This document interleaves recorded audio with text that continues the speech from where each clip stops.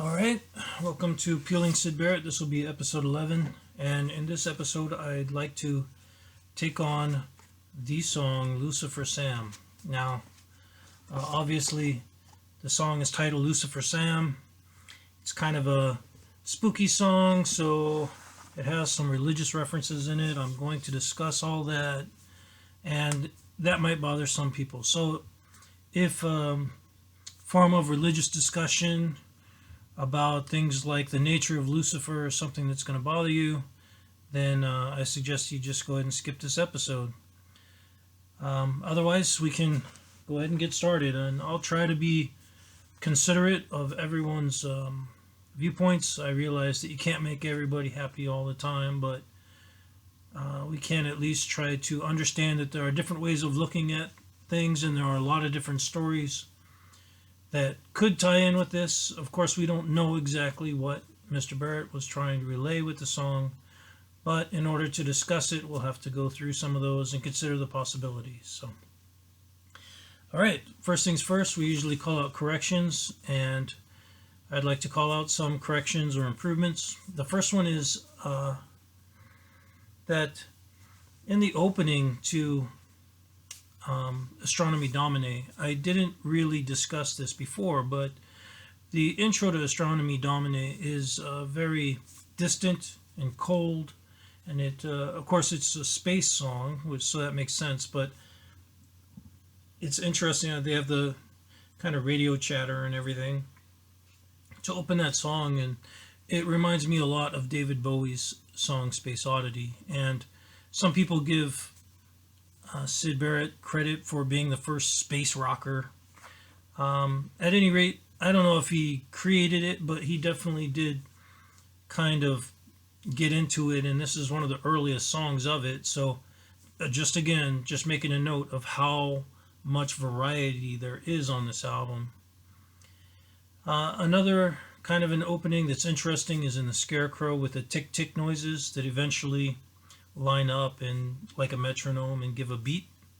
And it reminds me a lot of the Chambers Brothers, and they're kind of a very overlooked band that released a single, Time Has Come Today, which is considered an early psychedelic rock song.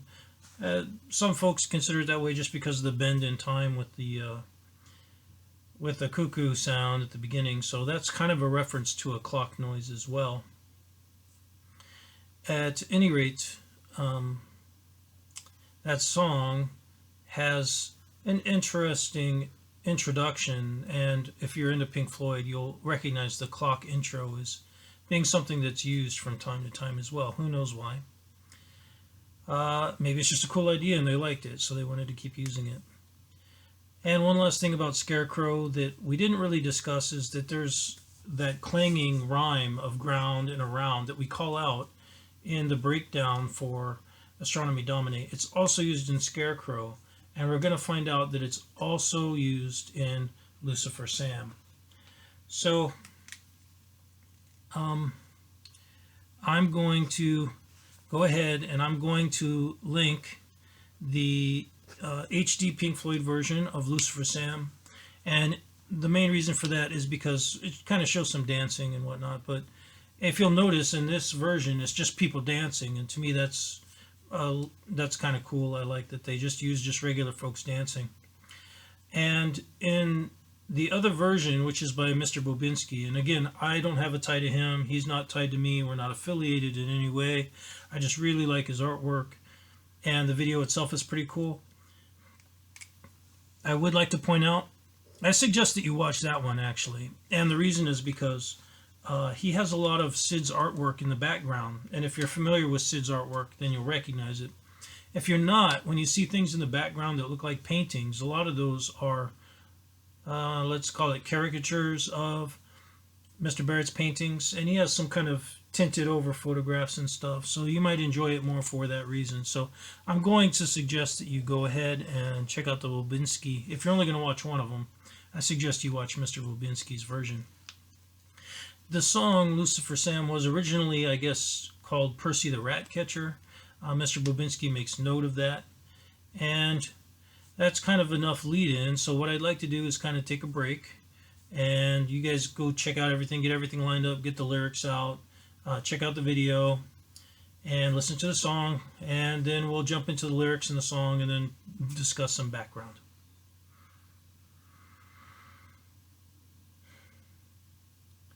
Okay, so there are a lot of things to cover, and I'm going to do my best to try and discuss these things. So this could be pretty long. I hope not, but it could be. So first things first, let's go ahead and discuss the music itself. Now, this is another kind of a dance vibe for a song. It's really cool. Again, this is the only album that Pink Floyd put together that really has dance music on it, and you'd have to assume that that's because of Mr. Barrett, because he's really the only change from the rest of the band for the rest of the albums. Now, I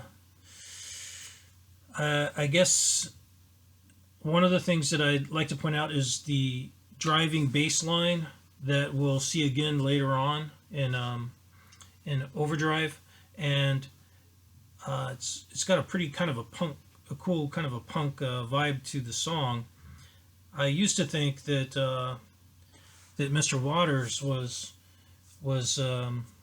pretty cool bassist to come up with these cool bass lines, but I guess at least for Interstellar Overdrive that Mr. Barrett was playing that.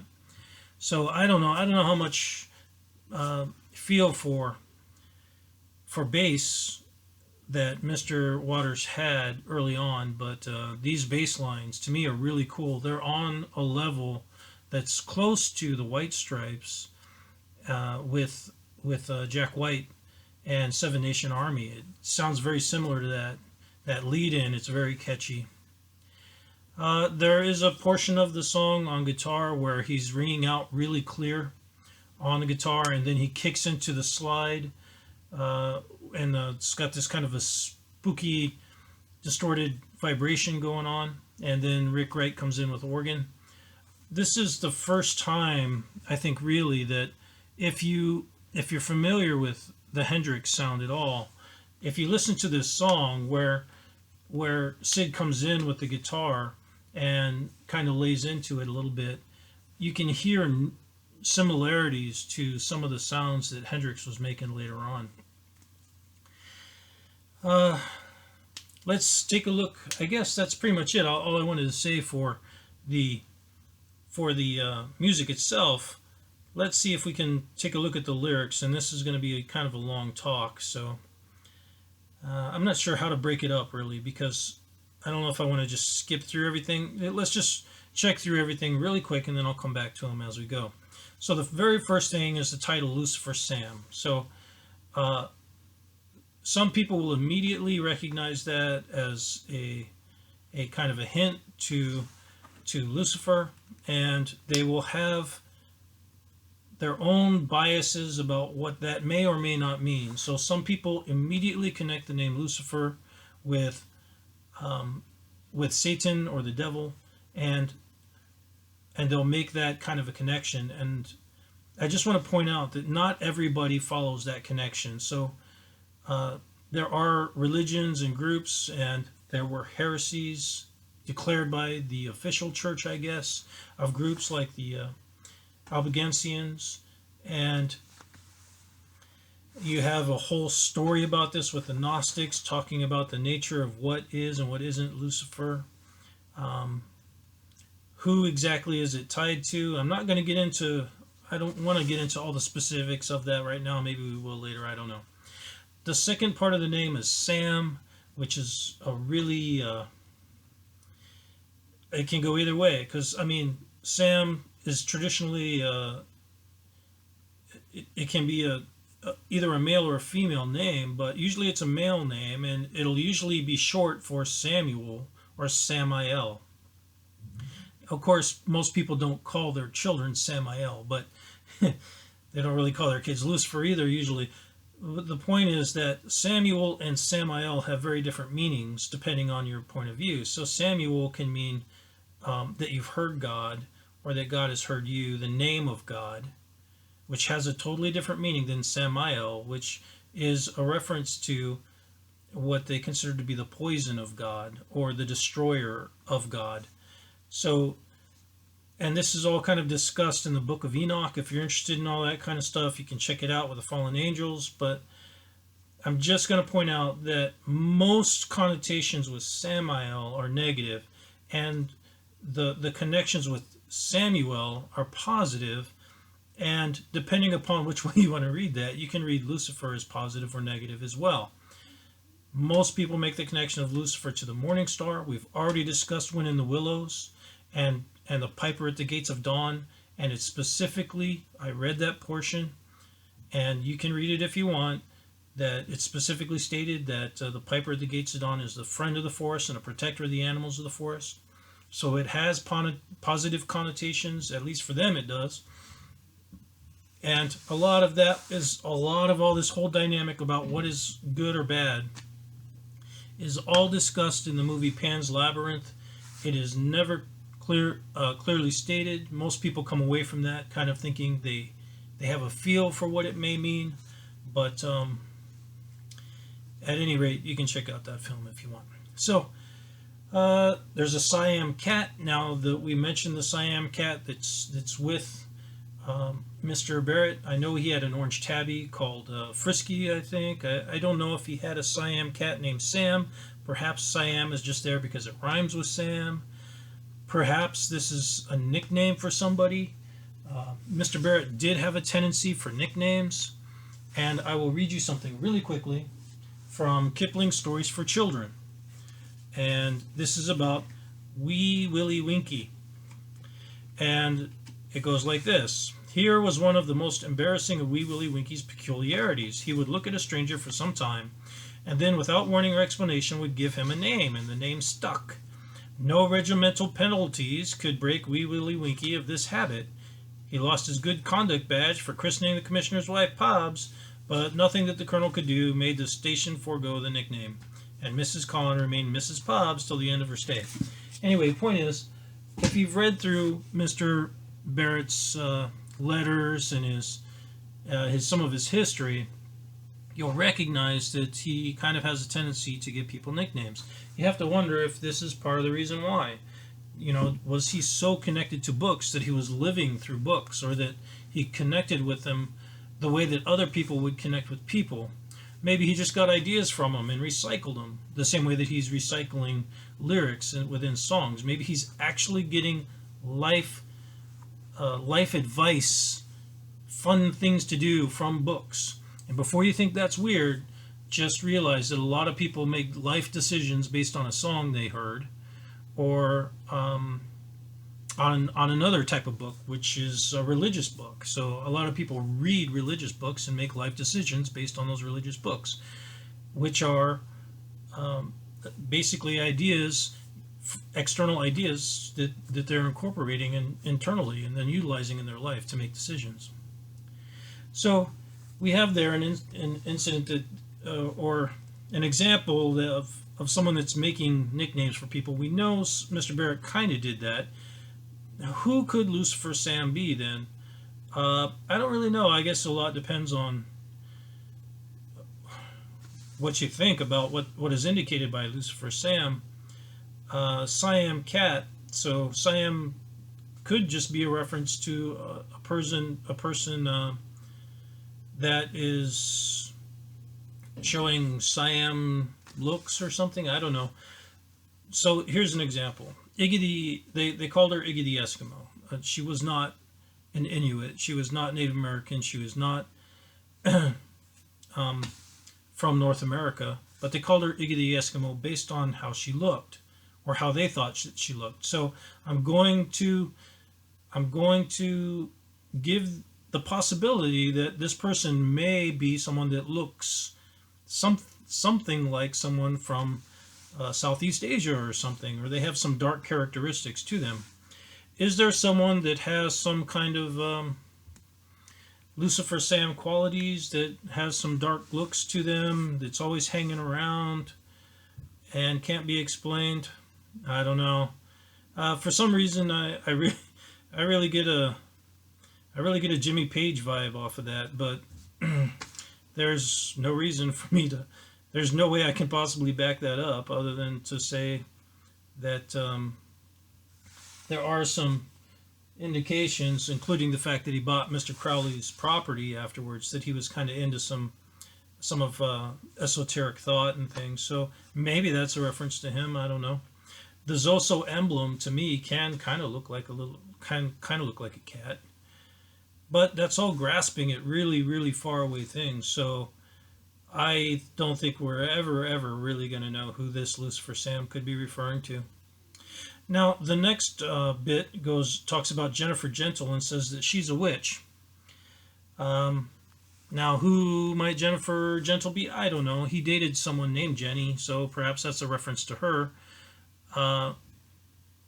There's no way of knowing that for sure, and there's certainly no way of knowing whether or not someone is a witch, at least from external viewpoint looking in. There is, of course, as we discussed in the Wizard of Oz, there is a witch that's a good witch.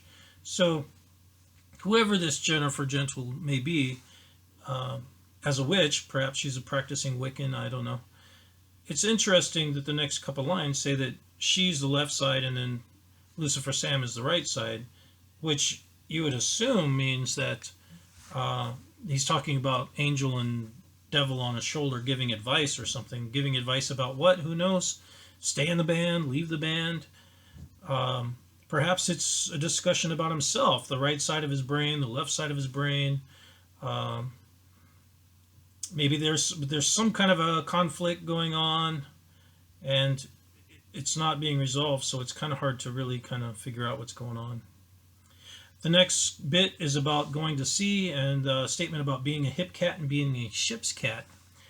Now, when I hear the ship's cat thing, that, of course, it rhymes with hip cat, so there's one reason to use it. But a lot of people don't realize that there are literally ship's cats. There are cats that are used on ships, and they're considered by sailors to be good luck. And they often are polydactyl. In other words, they have extra toes because that's considered to be good luck and to give them extra balance, even though those toes aren't always functional. A lot of times, apparently in old England or Britain, I don't know all the areas, but apparently they were also considered to be witchcraft, cats that were tied to witchcraft, so they were killed. I don't know how accurate that is. I mean, that's some stuff that I read, but it's an interesting kind of thing to think about. Another type of a ship cat, which is a slang term, is someone that's in a relationship. And that's an interesting take on it to me because a ship cat in that case could be someone that's on in an external relationship and you're trying to hook them up, or perhaps you're trying to bring somebody else into your own relationship, almost like a kind of menage a trois situation. So what exactly does a cat represent? Let's discuss that really quick from J.E. Serlow's book, Dictionary of Symbols on Cats. Basically, he says Egyptians are associated, the Egyptians associated cat with the moon, and also it was sacred to Isis and Bast, and Bast was a guardian of marriage. Now, Bast, of course, is the cat goddess, and Isis we already talked about. A cat can be determined by its color. If it's yellow, it's a symbol of the sun, like a lion is often associated with the sun. And if it's black, it'll be associated with the night or dark, or death or the dark. So there we have a ship's cat, a possibility of an external relationship, which could be combined with the idea of protecting a marriage. Who knows what's going on there, but perhaps this is a reference to the idea of having someone around. Maybe Syd was saying something along the lines of he would have another woman around that he might be attracted to, but she would be protecting his marriage by taking care of him outside of whatever. And what marriage he could be discussing, I don't know. He was never married, so perhaps there's something else going on. I don't know. It's something I can't explain. So he ends up with prowling, shifting sand, and then he goes into the clanging around, ground, found, around, and ends with the cat can't be explained. So that's pretty much it for the lyrics. I'm sure there's something in there that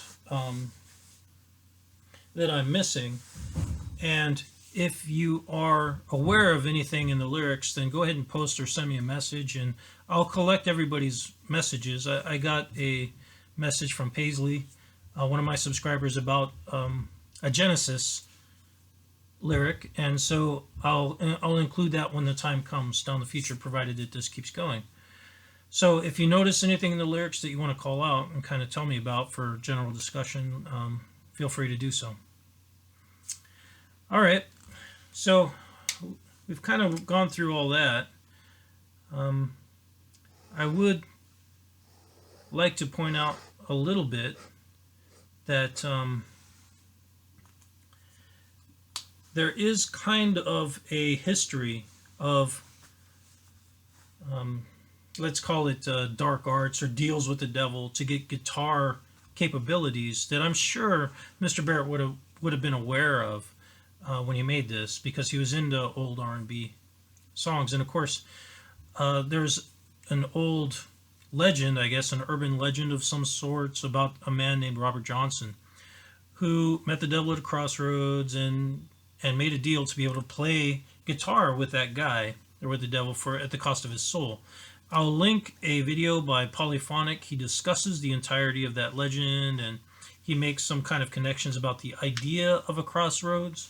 Early on, it was tied with, especially with the Greeks, with a deity, a goddess of magic named Hecate, and she was kind of the goddess of the crossroads and also dark portals to death and the underworld, which gives us another reading on our painting of the boy and the lion. Now, that's another possible connection. Of course, we won't know if that was intended, but it is a possibility anyway. I will link Polyphonic's video for the Crossroads video at the beginning of mine in the description if you want to check that out. Now, we kind of discussed really quick the idea of the difference in what some of the intentions that are tied to very specific names could be for this song, Lucifer Sam. Of course, it could just be for fun. I will point out that there's a history of selling rock music with this, and I guarantee you somebody has used it just for marketing at some point. I won't say everybody has, but I guarantee you some people have, just to get your attention. And of course, Alice Cooper comes to mind. Ozzy Osbourne comes to mind. I mean, Alice Cooper did some really weird stuff, and I mean, I listen to the guy talk when he's not wearing makeup and doing stuff, and he seems pretty normal to me. So I don't know exactly what's going on with there. You could say it's all just an act, I guess, but there is a lot of marketing that goes into music, so perhaps that's part of the reason for the title. I will point out that about a year after this song, the Rolling Stones released Beggar's Banquet, and that has Sympathy for the Devil in it. And within that song, of course, there's the Hope You Guess My Name kind of lyric, without actually stating whose point of view this is coming from, who it involves, and but within the body of the song, they do identify as Lucifer. So that's a little bit strange to me, because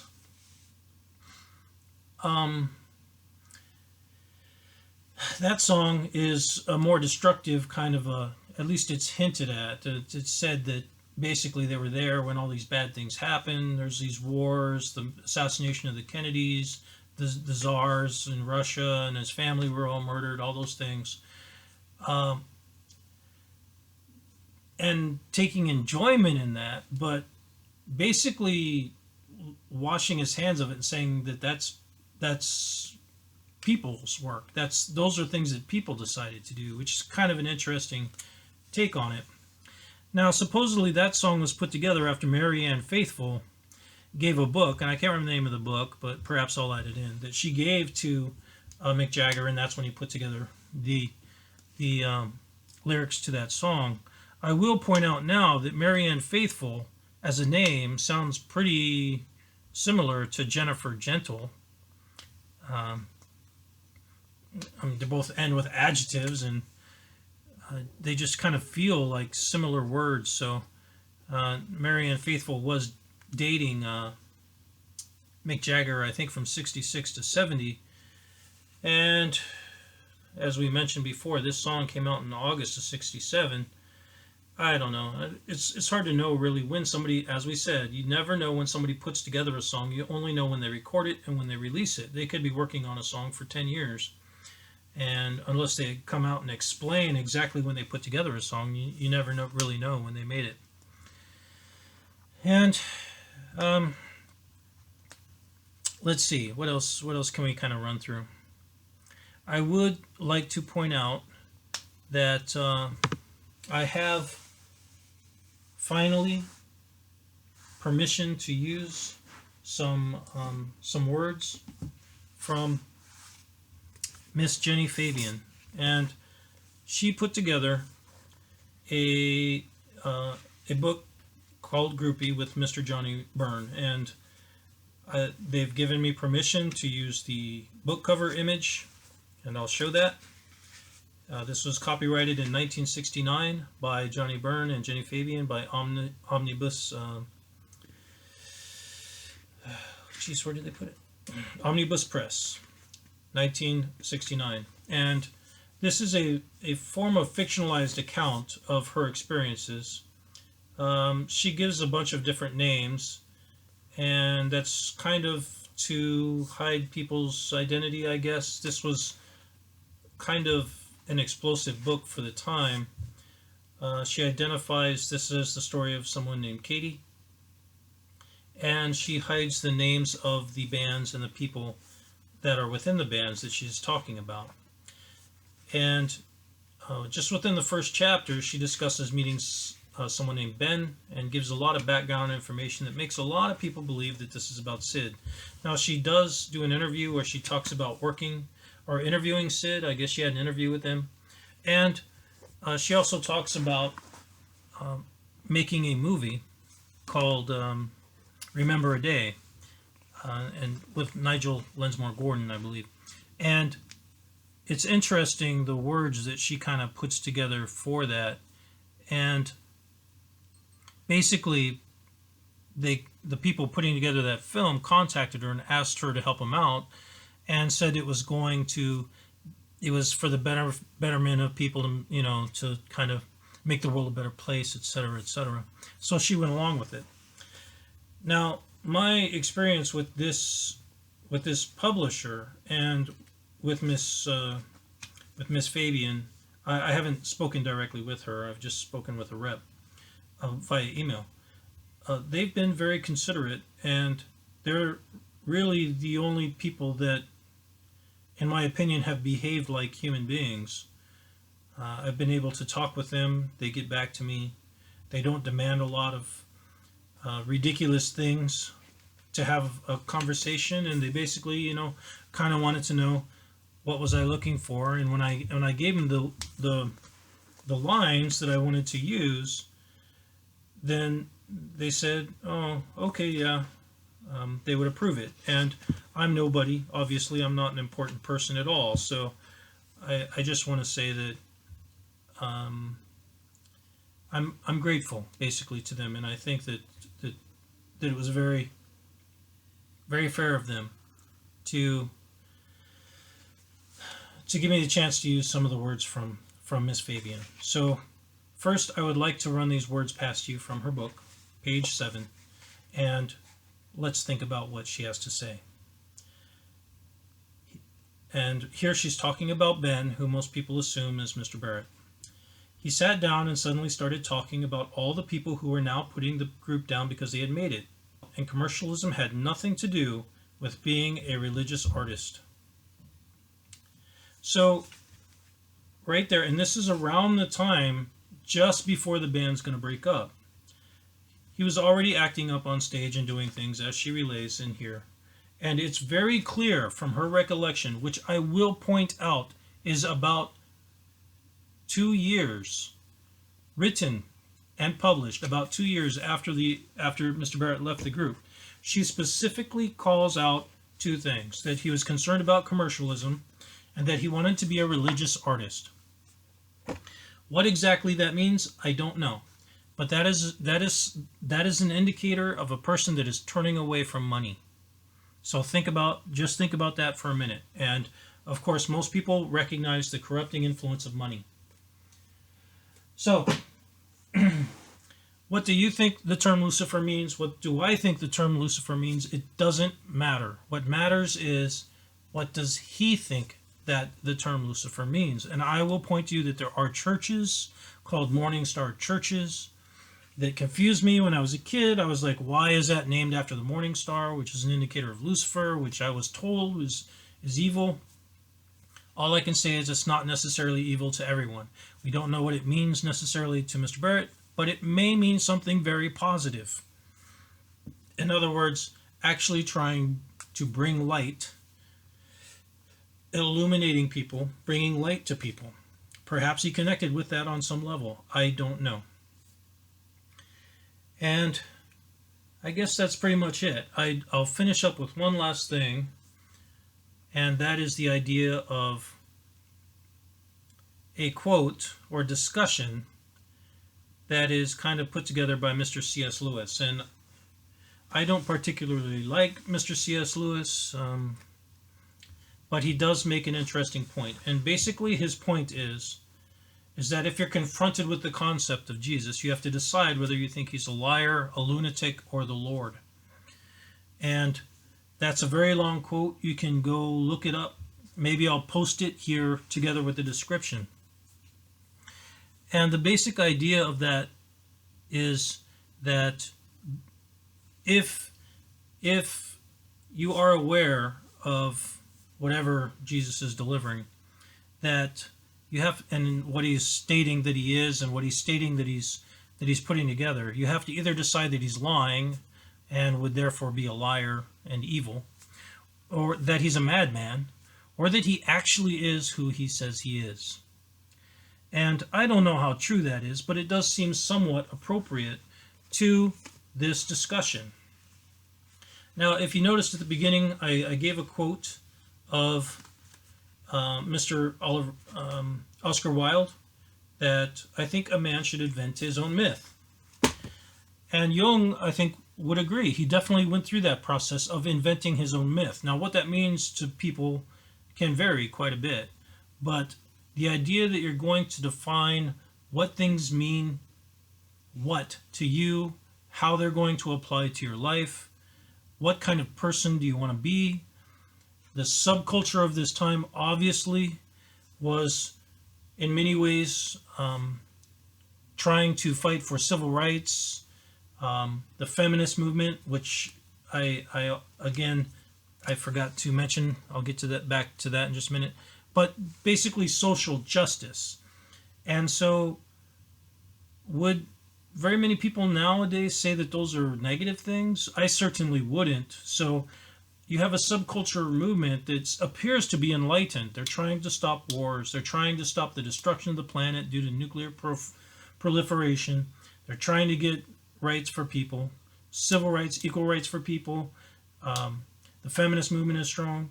And it frankly reminds me kind of the times now where you're having a real struggle between what is a dominant, what we call the baby boomer age, and an empty middle, which is like the Gen Xers and stuff. There's really not a whole lot of Gen Xers.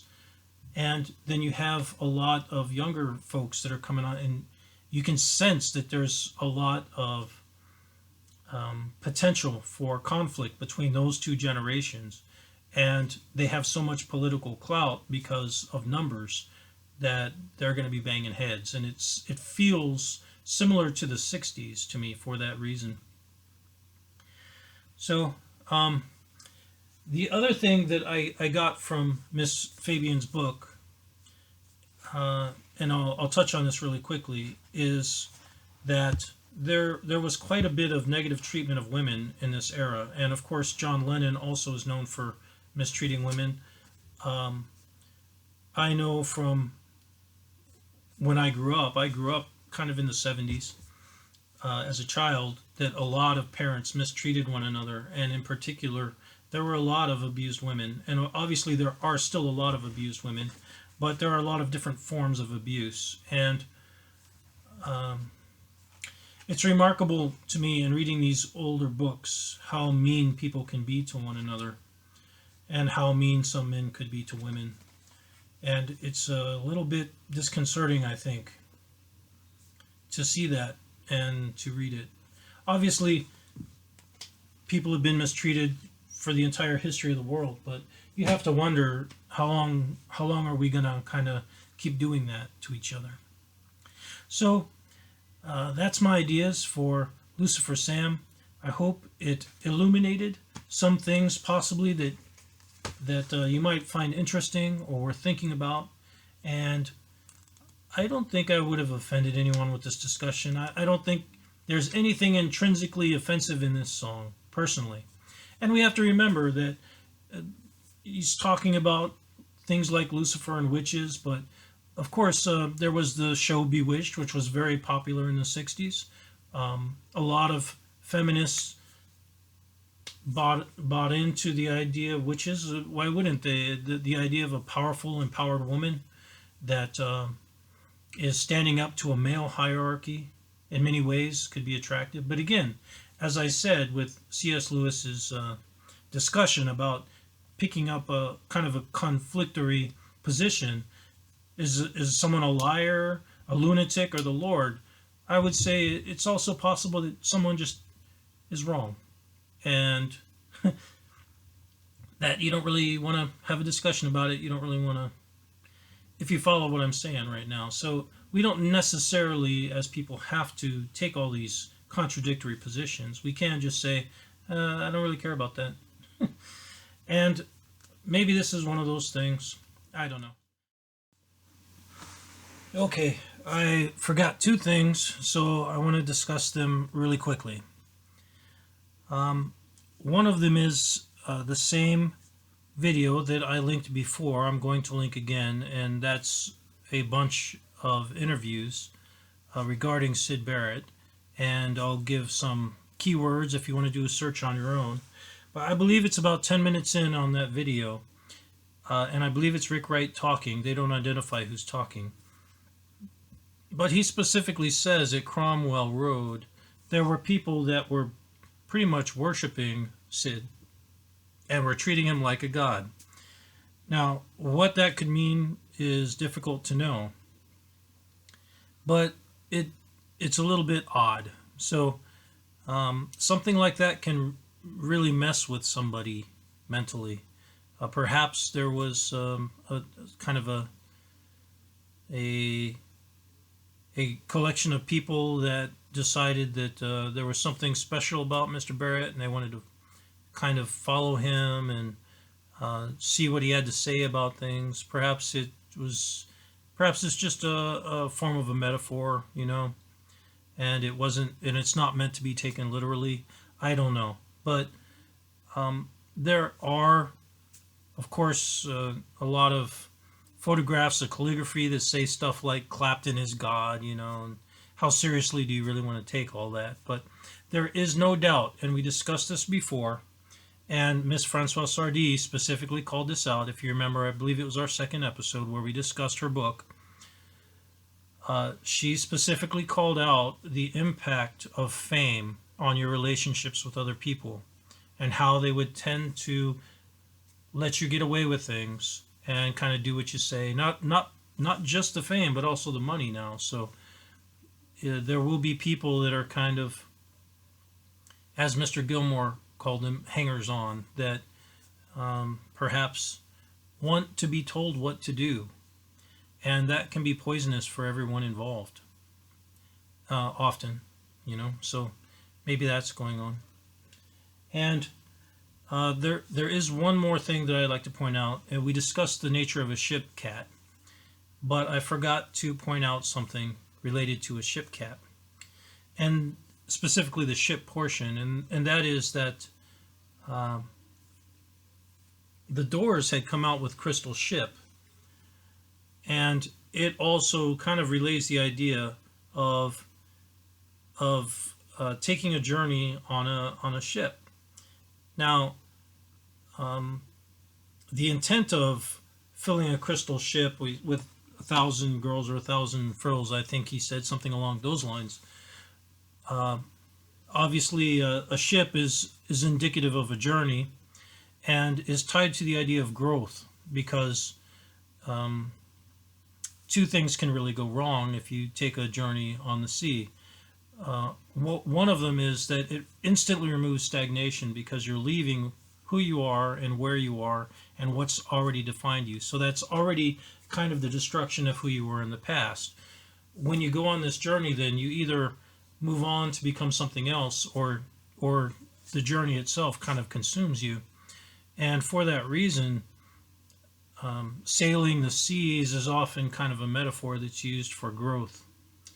The nature of the crystal aspect could be, of course, if you're in a ship taking a trip, that could be a psychedelic reference. And a crystal, for people that are experienced, they often relay the sensation of seeing lights in patterns, geometric patterns and things like that. So perhaps that's the reason for the crystal ship. I'm not entirely certain. But those are all points that are worth kind of considering when you're thinking about the nature of this song. Remember, we've already pointed out, or Roger Waters pointed out, that Mr. Barrett was a fan of the Doors very early on. So that's pretty much it, I guess. That's all the thoughts that I wanted to relay for this episode. And see you again soon.